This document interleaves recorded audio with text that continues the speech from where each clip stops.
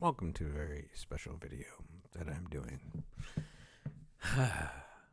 You can probably tell I don't have the stamina, endurance, anything to do anything fancy with this video. So it's going to be me talking quite a bit for a while about my life and what's dear to me and what wasn't so dear, and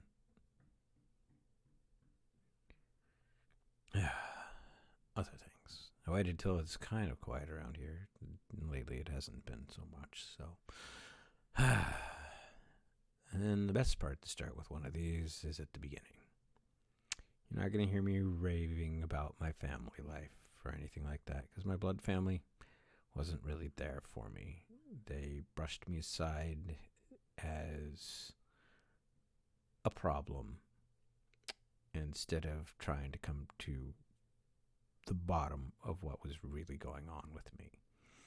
I was born with a kind of misshapen head, and they had to, when you're first born, it's fully capable of getting your head shaped back, and they had to do that slowly. And I was born with an anxiety and depressive disorder. Now, I can say that for certain because I've been working with a therapist. My earliest memories of wondering whether I belonged on this world and if the world would be better off without me was when I was 3 years old. Pretty much a daily ritual evolved at that point of, does my family hate me? Do I belong here? Do I keep going? Etc.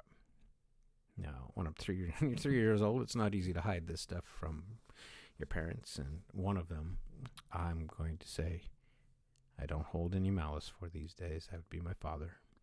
As part of the Apollo program, he designed the re-entry formula. That's my dad. The other parental figure was in denial that they had a child that had problems, and they didn't want to face those problems the right way. So all my anxiousness was put to ADHD, which it was not. It's not ADHD. I was anxious about life and kept wondering if the world would be better off without me, starting at the age of 3. That's not healthy. I was put on Ritalin at a very early age and left on it for 8 years. And if any doctor will tell you these days, that's bad. That's bad. It stunted my emotional growth, and it stunted a lot about me socially. Ritalin's bad. I'm going to tell you that, especially with someone who's dealing with depression. Every time I tried to sneak off of it, this parental figure made sure I was back on it immediately. I was taking double doses of it at some point because this figure did not want to acknowledge that they had given birth to someone that needed extra help through life. In addition to that, I was born with a arrhythmic heart. And that's the crux of what's going on with this video. Is it's transformed into something a lot worse. A lot of people can live full lives with an arrhythmic heart. Mine has transformed into pulmonary edema. I have already outlived the expectations, which is what worries me today and why I'm doing this video. It's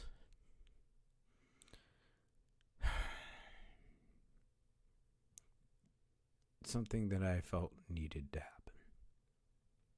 And again, I'm not going to dwell on the family that was not there for me, that treated me like a problem, that made me feel like a burden, and didn't want to help me get to the corner of what was wrong. And that wound up being I'm bipolar, have been my entire life, and I'm losing a battle with a health condition that there is no cure for other than a new heart. And because I have a unique physiology, a new heart would only take I would reject it 95% chance rejection rate. So I'm not allowing anybody to waste a heart on me. It needs to go to someone that has better chances. Even a artificial heart, my system is so unique, there's literally no way it would work.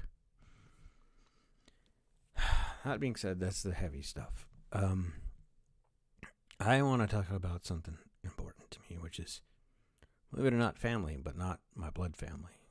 Again, my dad got out when he could, and he escaped a life that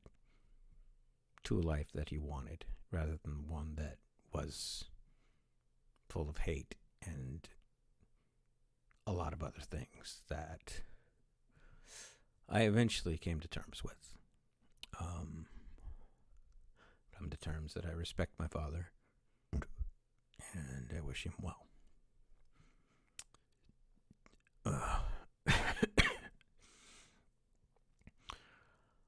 Doing this all in one take, so bear with me. Throughout my life, when I felt I needed to escape, I escaped with reading. I escaped with television, movies, anywhere I could be creative. I was drawing at a young age, trying to come up with stories, and this parental figure would throw all that stuff out. Wanted me to be a doctor, wanted me to be a lawyer, wanted me to be an accountant, wanted me to be something that would make them lots of money, not make me happy. That was their overall goal. And that's not what I wanted. I, at a very early age, wanted to be a creator. And I got to the point where reality was very hard and I needed escapes. And that's where comic books came in. I didn't ever really fall into the trope of, I believe the fictitious worlds versus the reality of the world. Reality is hard in my face all the time. It's just, I enjoyed more than most probably those windows into another world that wasn't my own. I gravitated to superheroes. I hated the villain. Always rooted for the good guys. I rooted for redemption stories. Even though comic books, I fast realized, nope, next writer comes in, no, that villain that just redeemed themselves, they're back to being a villain. Looking at you, Juggernaut, looking at you, Sandman, you guys were done wrong. It's being a geek has always been me. Board games, Dungeons and Dragons, video games. Video games, for the most part, is what I'm shining a light on here today. Because it's very important, because it wound up giving me the extra time I needed. My favorite book is Watership Down. I read that when I was in 5th grade, believe it or not. Kind of shocks a lot of people. I think my dad snuck me into a movie theater so I could see Jaws when I was in 4th grade, which is... I'm like, Dad, why'd you do that? I'm still afraid of the ocean to this day. Because of that film.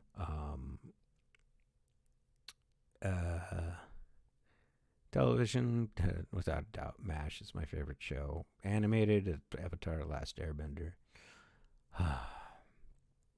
But video games. My favorite superhero, by the way, everyone, is Spider-Man. Always has been, always will be. Closely followed by Captain America and Green Lantern.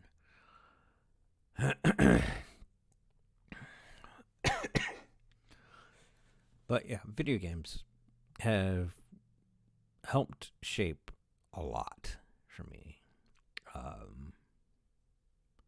Without video games, I wouldn't be sitting here right now.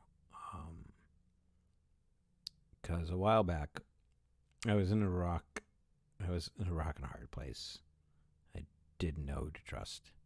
Didn't know what to do. I was arguing internally, wondering if I should end it all. And I almost did. I felt useless. I thought I was transparent to the world and they wouldn't miss me. I was ready to go put myself in a recently thawed river and let hypothermia do its work because knew I wouldn't be able to do it any other way. But I stopped because I got an alert.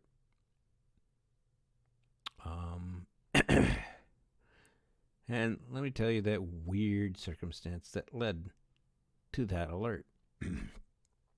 Because back in the day, Borders was closing. Borders booksellers were closing. I needed a new job because they were going under fast. And that job wound up being for a cell phone company. Not going to say which one because I despise them. They let all of their tech support go to save money, which kind of sucked. But while I was training for that job, I was looking for things to watch. And I was looking for something for Discworld. I'm a huge Discworld Terry Pratchett fan. And I saw I didn't clear my search engine when I was on my phone. I'm sitting there going, okay, beep, got this. I'm going to send this. I sent in Discworld, but I didn't erase that. And I typed in Cataclysm. Let's see if there's any Cataclysm beta coverage because I was playing World of Warcraft. And on accident, I found Total Biscuit, then known as Total Halibut, and his Cataclysm coverage. And I was like, who the heck is this guy? Why is his name Total Halibut? Why does it sound like Total Biscuit, which is kind of something from Carpe Jugulum? And I was like, is this guy like Terry Pratchett? Little did I know, that was the whole reason behind his name. Was his love of Terry Pratchett and that reference in Carpe Jugulum, which I was sitting there going, oh, I know that reference. And I started looking into gaming on YouTube, which I didn't know was a real thing. And I'm like, oh, no, this is awesome. I love all of this. And I followed anybody that attached themselves to TB. And when the TGS podcast hit up, anybody that was associated with TB, and by them, anybody that was associated with those people, I started following all these people over at TGS. Which includes my friend Lane Pavoki and I Am Cheeb, loosely acknowledge Jesse Cox and Crendor and Brooke, aka Dodger, in there. But one person in particular that came out of that was a friend of Jesse's, that went by the handle Levine, who's not streaming or YouTubing anymore. And I responded to a tweet, I guess. And then she responded back. And I got the alert for that as walking out the door to do something about my life circumstances. Because I was at a dead end. No one wanted to help me with my mental and physical fallacies. I don't know if that's the right word. Ailments, I'll say. I don't like saying mental ailment because it's something I've lived with my entire life. But I stopped. I sat down. I started watching her content. I became a moderator for her and a friend. Her husband Andrew, awesome. I went and followed her friend Alex, also known as Icy Volk. And I followed a bunch of people via extension. I'd already been following Cheeb and her sister Trish. It's just a wonderful group of people who I, at their core, led with their heart on their sleeves. And I found Markiplier. I found his extended family. I found Captain Sparkles, who I followed for ages. I love the fact that he says he's old, but I'm sitting there going, you know, Jordan, if you ever watch this, which I doubt you ever will, but if Captain Sparkles ever watches this, yo, dude, you're not old, because with the year you were born, I graduated college. So don't say you're old, dude, because there's no way you're as old as me. I am the definition of a geek that's been around the block quite a bit. And I followed all these people and have watched their content for years. And some I don't follow anymore because they said or did things that I was like, I do not agree with that. But here's the thing, I wasn't vocal about it. I just was like going, I had the power not to watch their content. And that's what I did. I stopped watching their content. That's how I vote. I sit there and go, you want to be a jerk? Okay, I don't watch you anymore. That's it. Done.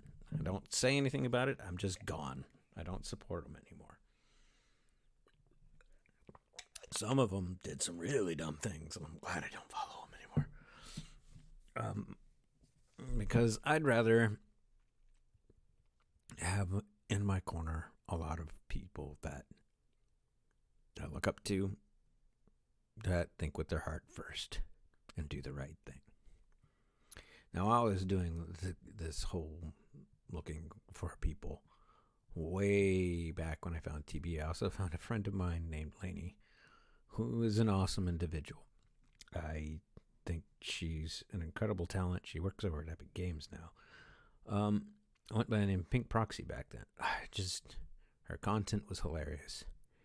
And she set the example for what I wanted to find on YouTube, which was content by creators who were being kind of genuine with what they were doing.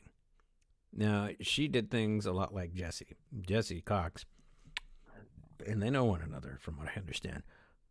But Jesse doesn't record his voice afterward when he's played the game. He rambles on as he's playing, that's the type, and so did Lainey. And I'm like going, that's the type of content I don't like. Aveen did that, Cheap did that, or does that. Everybody that's followed has done stuff like that. Yes, there is some pre-existing content in there where they have to redub and whatnot. And Jordan does that a little bit, which is great. Got the Captain Sparkles. But, yeah, YouTube, I thought I originally wanted to be a content creator. I focused on a game called City of Heroes. You're watching this, you know that's pretty much all that's on my channel right now is City of Heroes. It's because I want to get through some story arcs, the big story arcs, as much as I can before I can't make content anymore. And I'm getting to the point where I can't. Not gonna lie, that's what's been happening lately. If you're watching this, I'm still chugging away a little bit at it day by day. But my output has decreased substantially from what it was. And I've been watching it. But, yeah, gaming saved my life. I credit Aveen a lot for that. She didn't even know she'd done it. I just sat down and decided, okay, I'm going to live for a little while. And I kept living. And then I got the help I needed on my own. I got a therapist. I went and saw a doctor that wasn't going to give me what my family wanted to hear. I said, what's wrong with me? What's wrong? Why can't I breathe as well as I should be able to? Why is my chest hurting every once in a while? That's the pulmonary edema. When I was first diagnosed, I was told, hey, pulmonary edema, it's 2 to 3 years. And I was like, that scared me. Okay. That was a while ago. I've outlived that. Thank goodness. But I can tell now that it's getting weaker. A lot weaker.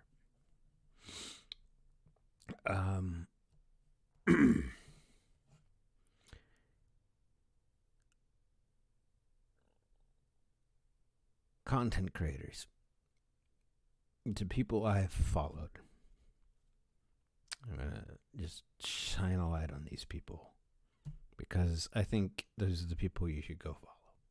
There's a lot of them. I'm going to forget some, I know. Lainey EXP, who was Pink Proxy. I don't know if she'll stream again. She's got a lot of responsibilities over at Epic. Aveen, I don't know if she'll stream ever again because she's got a lot of responsibilities at her game where she works at in the gaming industry. I'm going to shout out someone who passed, Rawberg, who was one of Melissa's dear friends and somebody's content I watched as a lurker, because that's a lot of what I do these days is lurking, because I don't have the energy to spend in chat. There's the Songry, who's a really good friend of mine, and I consider her my daughter on the internet. That's Allie McMahon. If you haven't listened to her music, go find it on Spotify, anywhere. She's fantastic.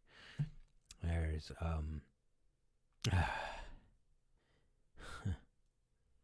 Rebecca E-Trip, whose music on OC Remix TB highlighted at one point when he was doing the content patch. And she is fantastic. She has the Lamp of Destiny players, and that is a great Legend of Zelda fan verse drama, which you guys should all go listen to. There's Erica, who is a fantastic friend and also part of the Hippie Gamers.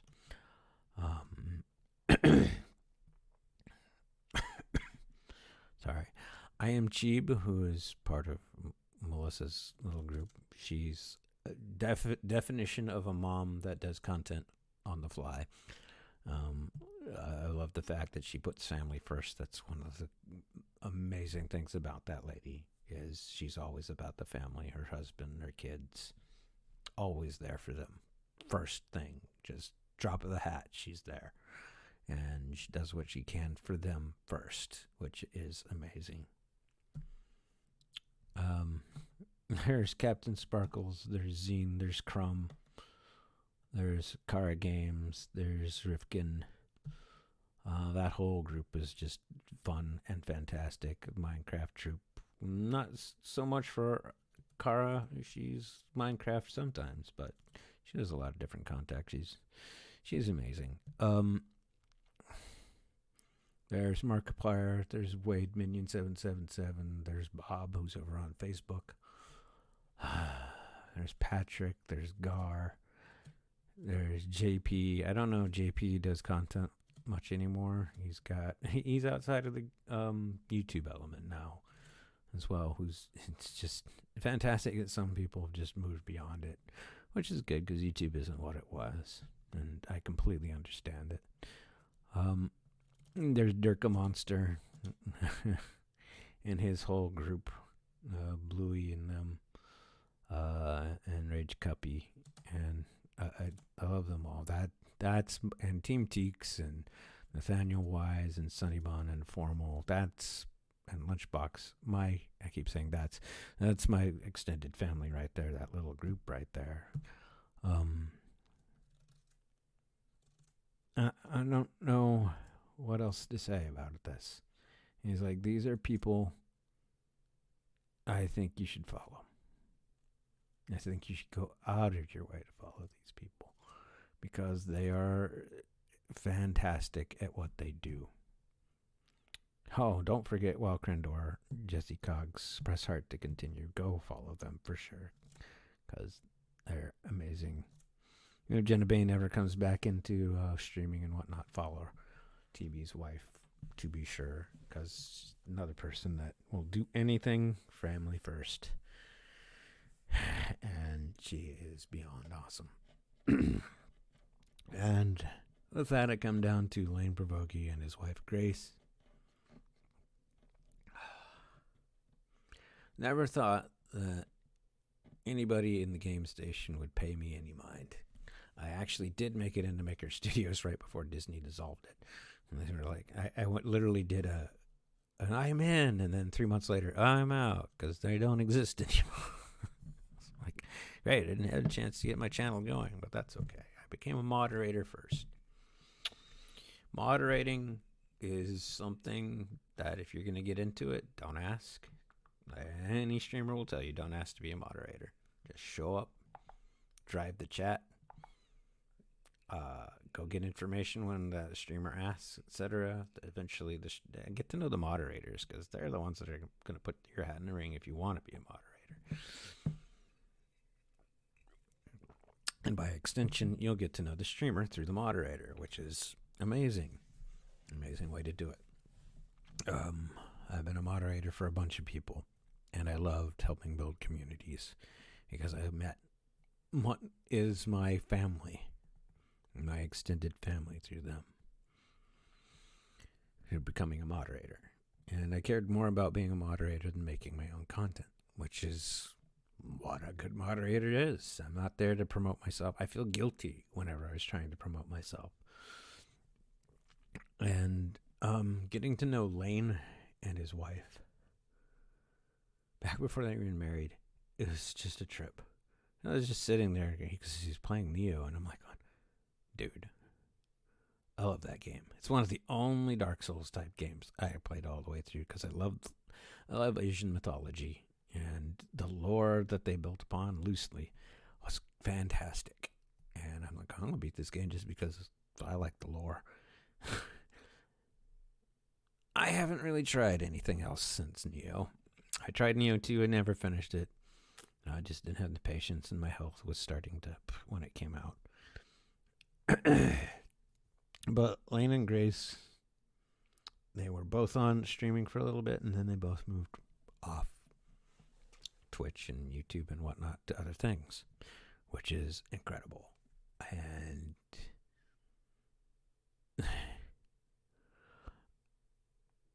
I would guard them with my life if I could, because I think that is the go-to couple. That is a couple that knows how to stick together and work together and make fun of one another and do everything the right way. And I saw it grow. I saw them grow as a couple. And it was like a dad sitting back going, cool. I got to know these people. And it does my heart good that they're out in the world, that all these people that I've mentioned are out there in the world, because I think that's the thing. I'm making this because of Total Biscuit and me. I've been sitting here just missing him, and I feel the hole that's still there, not just in the gaming industry, because he helped protect us as gamers from the bad crap. And it's kind of a shock. I had to do something real quick. It's kind of a shock that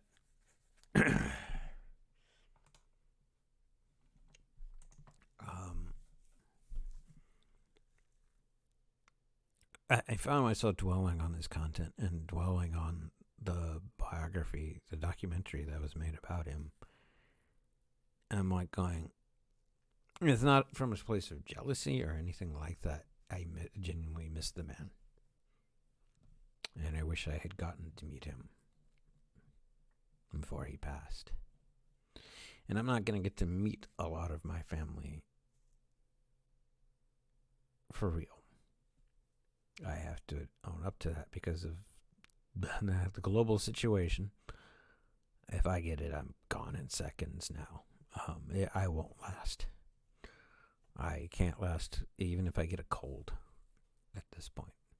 Allergies are painful, and it's allergy season when I'm recording this, and I'm like, you can tell by my voice. Half that is my condition, half that is allergies at the moment.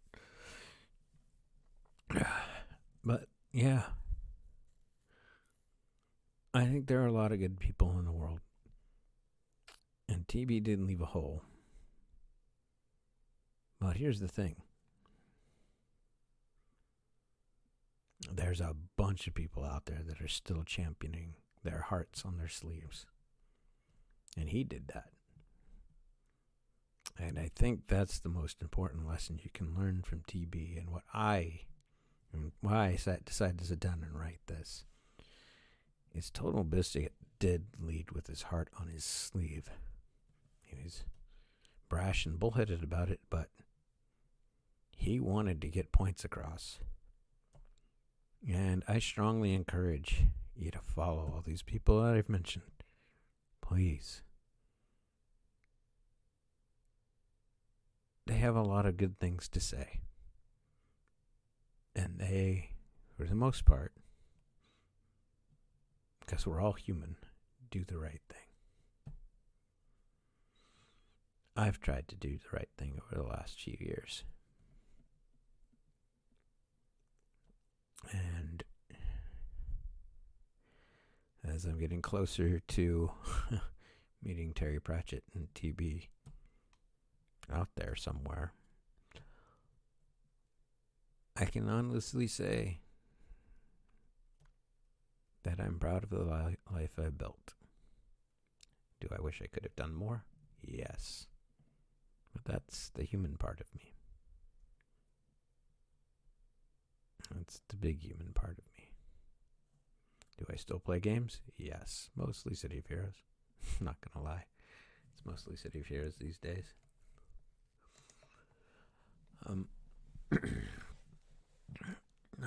Most recent game I really completed was the Lego Star Wars Skywalker Saga, just because I wanted something silly to play. Am I going to complete much else? Doubtful. I really doubt it. I think City of Heroes is my last big foray into gaming, and it was my favorite MMO of all time. And I think that's what I want to leave as my legacy. It's not going to be complete. I'm not trying to get every badge. I'm just trying to have fun with the game and put out the stories that I want to have on record. And I'm doing that. And I'm having fun doing it, which is the important thing. My own heroic universe, there are plans for that outside of me. Hopefully you'll see it. I don't know. That's up to the powers that be after I'm gone. I do intend to do a few videos on it. If you want to check that out, just check out the Aspects of More link. It's there. But otherwise, I've had a long life as being a geek. Video games saved my life. They're not the bad thing some people would have you pigeonhole and say, oh, this is this thing's fault. No. Video games help more than they hurt. They don't hurt much. Except when people try to get microtransactions or NFTs snuck in there. Oy. Don't buy NFTs, people. If you have a physical painting, it's going to be worth more money.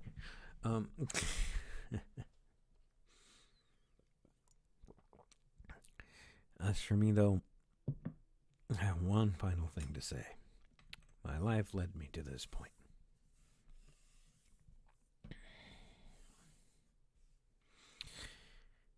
Not a lot of people get to plan out what they want to say before they go.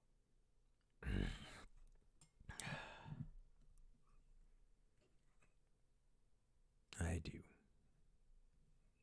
To my extended family, I say this, which includes Lane, Deeks, Durka, that whole group. Who is Chelsea even? Allie. I love you guys. And I know after I'm gone, I'm not gone yet, even with this video going live.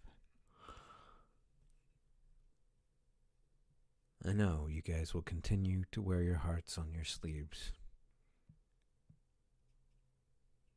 and help create a world, not just content, but a world that people can enjoy living in. And with that, I will see you all in the near future. And thank you for watching.